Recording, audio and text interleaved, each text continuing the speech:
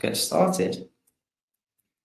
So thank you and welcome to everyone who's able to make it to the webinar today.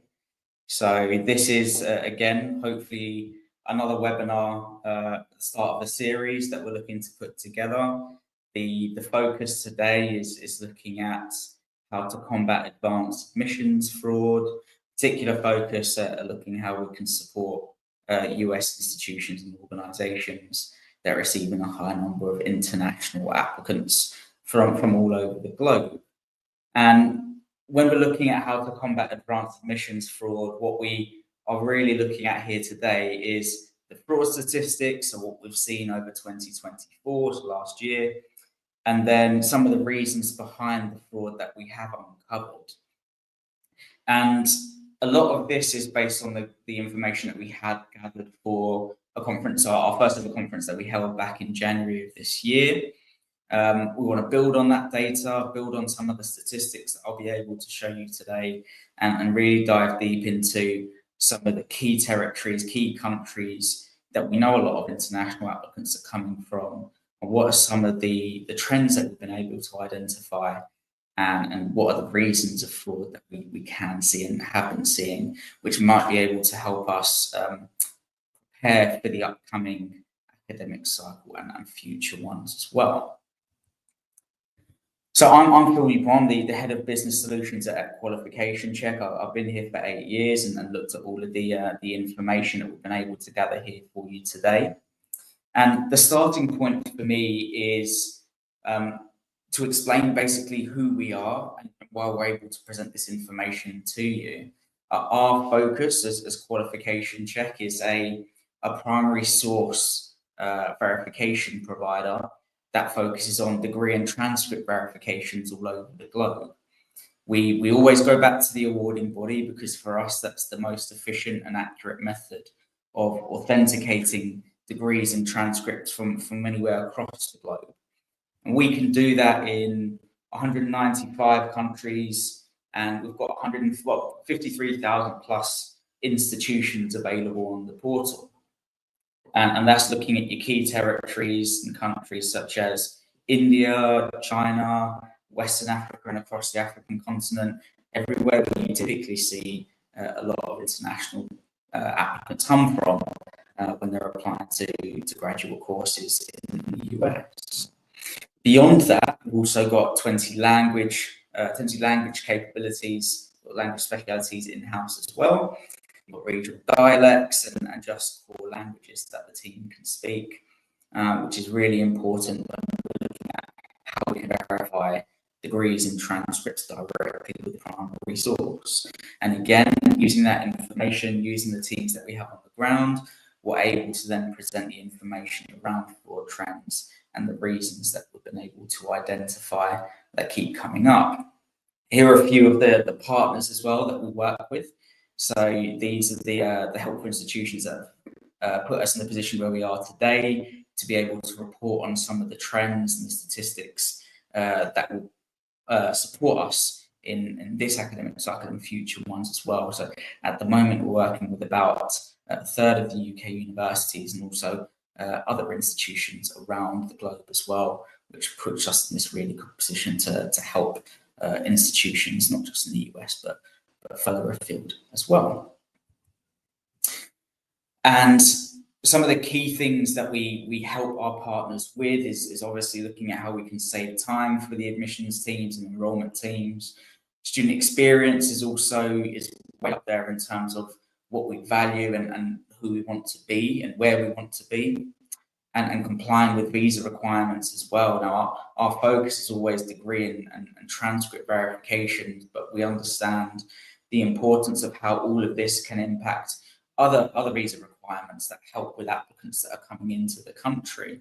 So it's ID requirements, financial checks, all the other key pieces that applicants need to complete. Detecting and deterring degree fraud and transcript fraud is where we're really focusing today, and looking at, as I said, key trends, key reasons, and hotspots within countries as well, because we know that's something that's useful that our partners have asked for, so we're able to present that back to you guys here today. And the main thing on our side, whilst we are an organisation that helps focus on detecting fraud and deterring fraud, the main thing that I always like to stick to and share is that this is about securing the places for genuine applicants that are coming from any country across the globe to come and study their graduate courses and better their careers. So we want to make sure what we're doing here is obviously helping prepare for future intakes for organisations and institutions from the applicant perspective or the individual's perspective. The key thing is giving them a clean experience and making sure that we're supporting them in the right way. So for a lot of you here, the main focus is, well, the why of needing to go and verify qualifications is going to be obvious. It's a no-brainer, but it's helpful obviously as a starting point to focus on real life examples that we're seeing.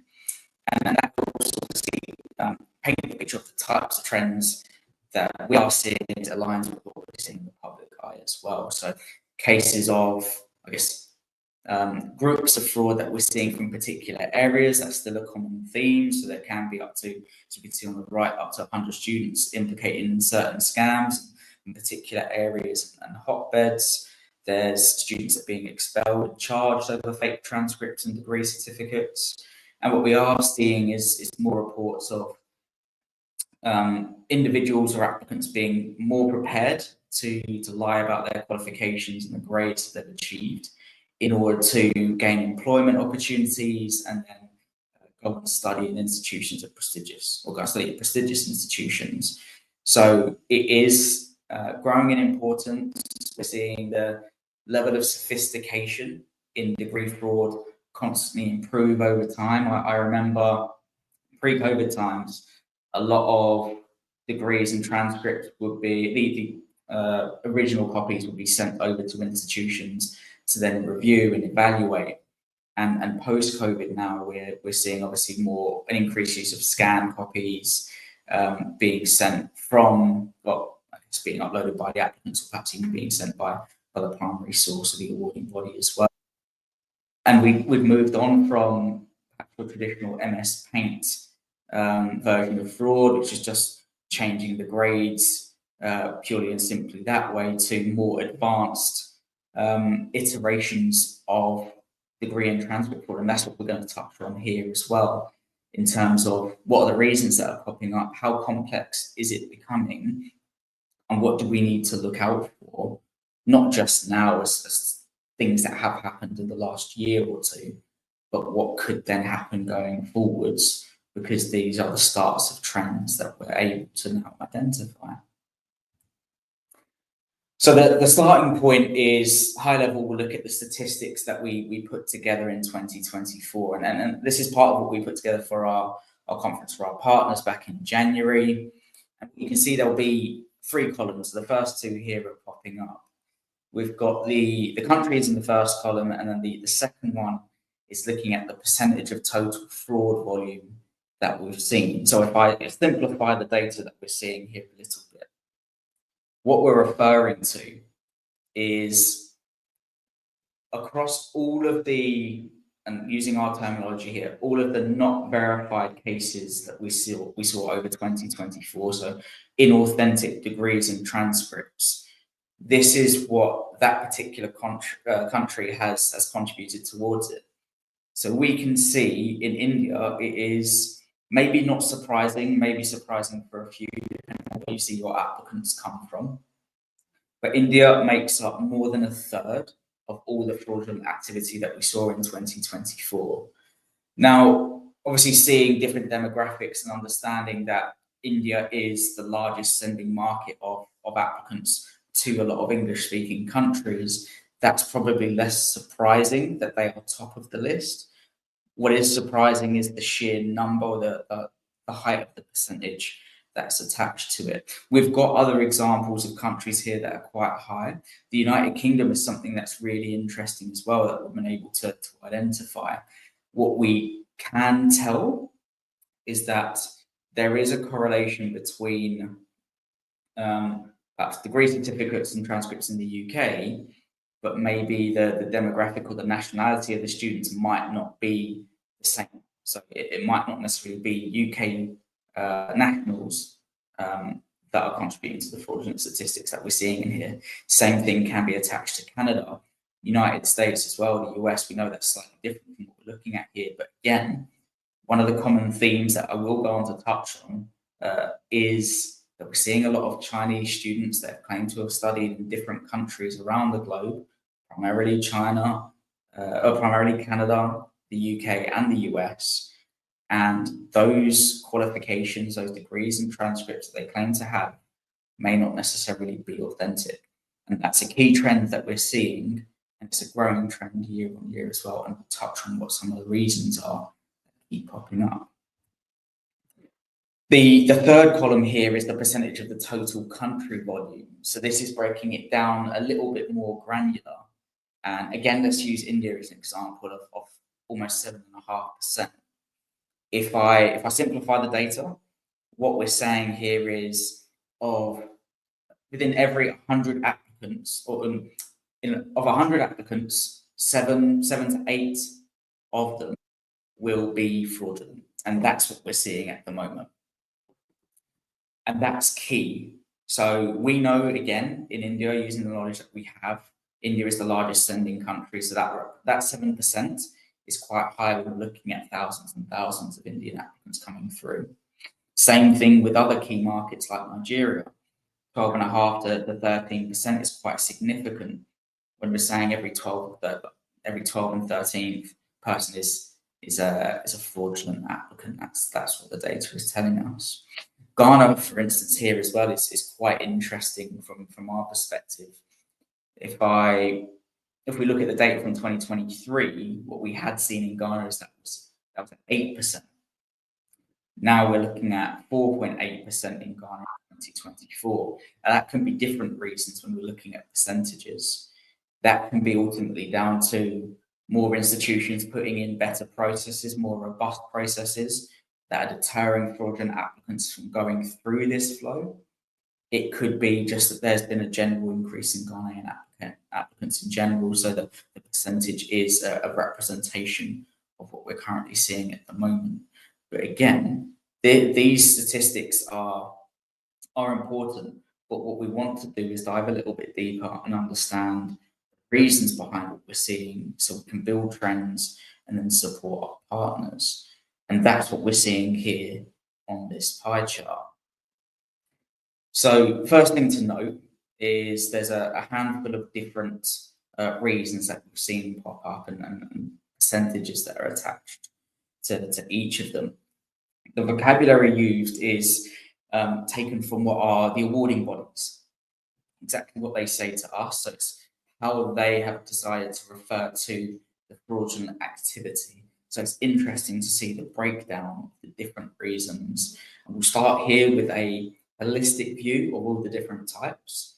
And then what we'll do next is break them down by some of the key countries that was on the previous slide and what the common types of fraud are within that country, and then looking at the hot spots within each as well.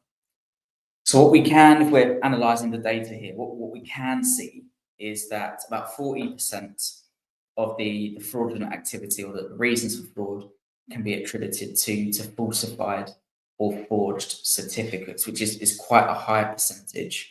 And what you will see on the subsequent or the following slides is that there are particular regions, particular countries that contribute quite heavily to falsified or forged certificates. So it's a trend that we've seen persist over years, or specifically that reason that keeps popping up.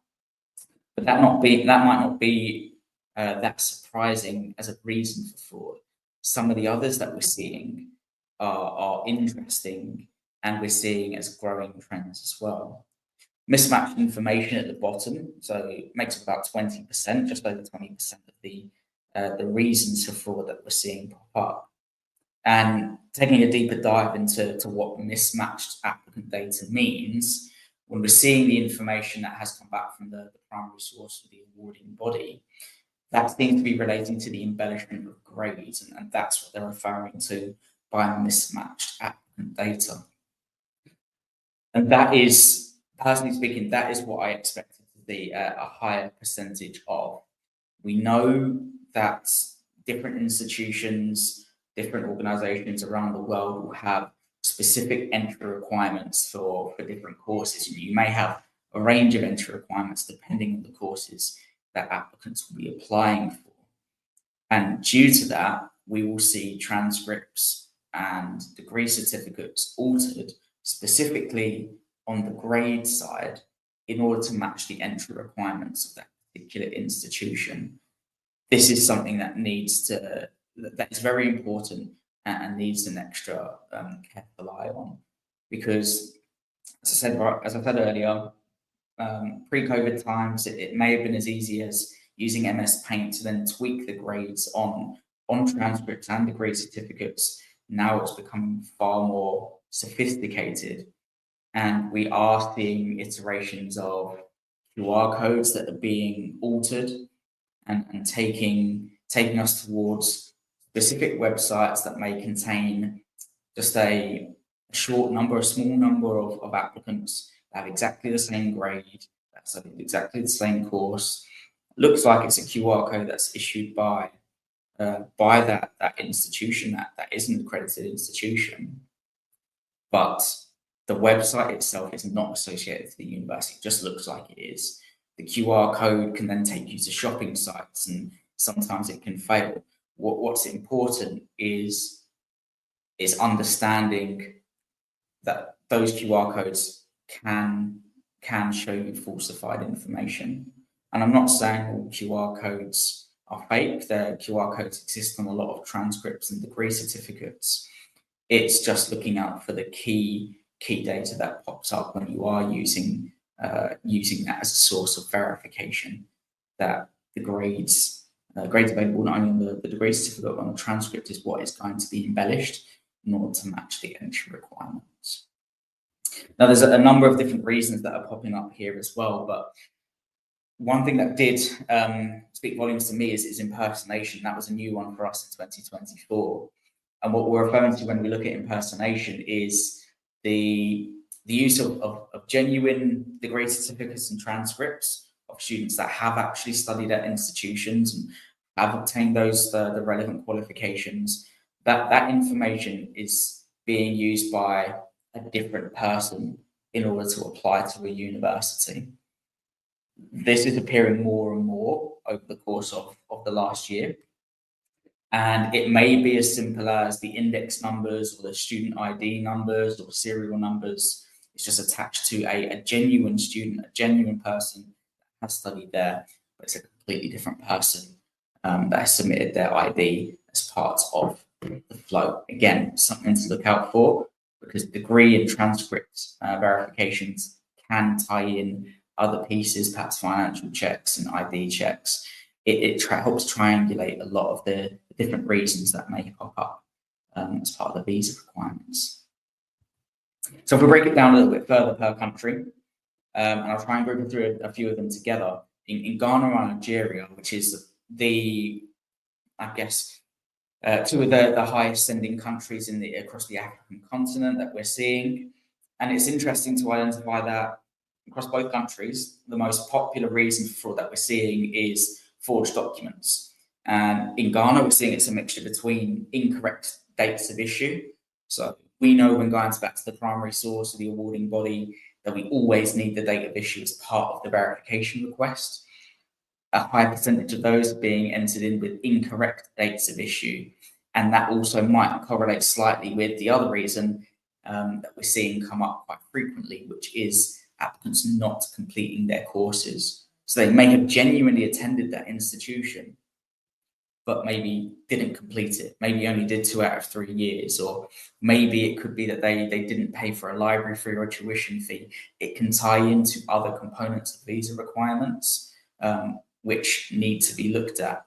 But we're seeing here that forged documents and incorrect dates of issue is a common theme for Ghanaian applicants. Same thing in Nigeria, either documents not being issued or being forged, and then missing official stamps. Again, we know all documents, transcripts, and degree certificates from Nigeria will contain official stamps on them. It's something that's looked out for by the primary source when we're going back to them to verify the information. So it's key bits, key missing information that's showing us trends of fraud that we can identify. And the other there is obviously it can be slight iterations of the other reasons that we saw on the previous slides. So it can be grade embellishment, it can be mismatched information, but not enough to identify a concrete trend. What we're seeing here is forged documents across the two countries. China is a really interesting one because we're seeing a fairly equal split between embellishment of grades, so incorrect course grade, and then impersonation as well. As I touched on earlier, that this was something new that we saw in 2024, and the bulk of the trend that we had seen, the bulk of the main contributors to impersonation were Chinese applicants, and there's another country as well where this also crops up in. And exactly as I said previously, this is based on applicants using the genuine index numbers of serial numbers of students that have studied at institutions within China, have obtained their transcripts and degree certificates, but it's a completely other person, completely different person that's submitting it to go and apply to institutions in the US or the UK or Canada, anywhere around the globe. And it's something that's an increasing trend that we're identifying at the moment, especially alongside the embellishment grades as well, in order to match entry requirements. India, and we'll see on the next slide with Pakistan as well, seem to follow very similar trends in terms of the fraudulent activity. High number of fraudulent applicant documents is what we're seeing come back. That can either be missing stamps on there, it can be borders and shading that's completely different. We know in India and Pakistan that there's a lot of changes when it comes to the formatting of degree certificates over the years, but what we are seeing is applicants that are taking advantage of that. And when we're going back to the awarding body or back to the primary source, that's easily uncovered as fraudulent or forged documentation, be it transcripts or degree certificates that are being submitted as part of the application process. Missing key information, again, can be student ID numbers, can be dates of issuance, can be graduation years. It's key information that's speaking volumes as to, okay, well, this, when we dive in a little bit deeper, this applicant hasn't actually studied there or doesn't exist within the records.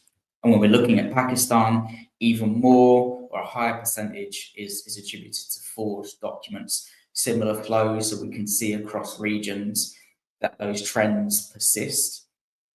And it's also interesting to see that there's just fundamentally no match for a percentage of some of those applicants coming from Pakistani universities as well. And it's interesting, having spoken to a few of our partners this week, that we're seeing increasing numbers of Pakistani students travel or applying to English-speaking countries or institutions. So this may be a trend that we see increase over the next academic cycle as well. Now, this one I wanted to throw in, and I find it particularly interesting for the US and Canada, more so for the US side. Now, just diving into the data, we can see that almost a quarter is incorrect GPA. So again, grade embellishment in the US, and then 50% just shy is no records being found. Similar trend in Canada, although slightly lower on the no records, 41%. And then I'll touch on the government ID piece a little bit afterwards. Now, the reason I wanted to leave the US in here and alongside Canada is specifically because what we are identifying, and it's similar to what I mentioned with the UK earlier, is the nationality of the students is different to the country in which they have obtained their qualification. What we can see, what we have identified, is that a number of the embellished grades and the number of students that have no records of their qualifications at US institutions tend to be Chinese students or tend to be international students. That's what we're seeing come through predominantly. And it's the same trend in Canada. Now, in Canada, we've seen specifically for OSSD or in Ontario, we'd seen a high number of Chinese applicants claiming to have qualifications from institutions, particularly within that province, but the majority have come back with no records, or that they just haven't ever studied there.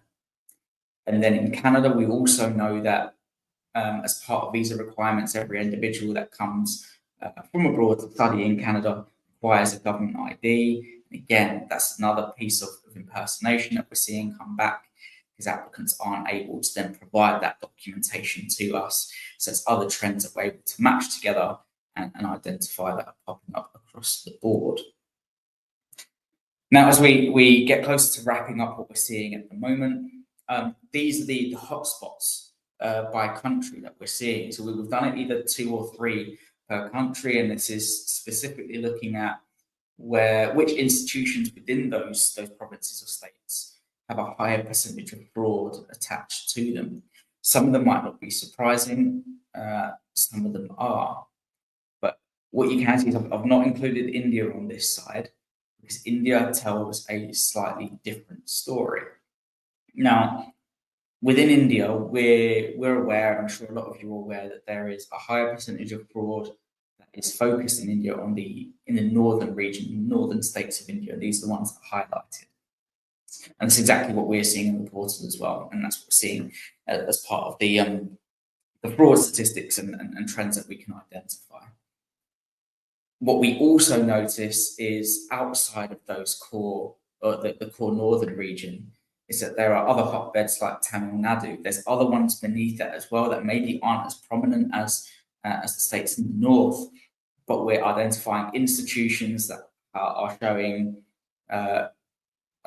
common for specific types of fraud, be it one institution seeing a lot of fraudulent activity due to QR codes, could be embellished grades, could be missing information from one institution or a handful of institutions within that state. And the message is always the same, is that we know there's hotbeds here, we know there's key areas, but the fraudulent activity can happen across different state lines, anywhere within the country, anywhere across the globe. What we want to do is keep identifying these trends, but not limiting ourselves to just the hotbeds, because that might mean we miss key bits that pop up in certain areas. Here are some of the primary source responses as well. So it's the wording that has been provided by the awarding bodies to explain why it's come back as not verified or fraudulent. We can see on the top right-hand corner, obviously it can be average scores that don't match with the records. So it can be pieces like that. It can be, again, just beneath that, the index numbers belonging to other candidates. That's the impersonation piece. It's, again, students that have genuinely studied at institution, or data of institutes that have genuinely studied at that university being used by someone else entirely. And then right in the middle on the bottom row, you can see there's certain students that may have studied at an institution but not completed their records. Again, we want to make sure that they've completed the requisite degrees and have the transcript to hand and are prepared to then come and study at the institutions and thrive and succeed. And finally, what we're seeing here is just a broad scope of other trends that we've been able to identify. Fraudulent qualifications from outside of typical high-risk markets, those being India, Pakistan, Western Africa, Bangladesh, and surrounding countries in the Asian Pacific as well. So it's worthwhile looking outside of those. There could be some in Europe too. Batch applications, that's something that we keep seeing. So perhaps one institution, you're seeing a number of individuals that claim to have studied there, applying for the same course, have exactly the same grade. Something to look out for. QR codes, as I touched on before, and then looking out for that triangulation of data. So triggers for other visa requirements is really important to look out for how it all matches together. So I appreciate I've gone slightly over time here today, but here is a QR code. So if you do want to attend any future events, as I said, this is part of what's the first of the series that we're looking to push out together.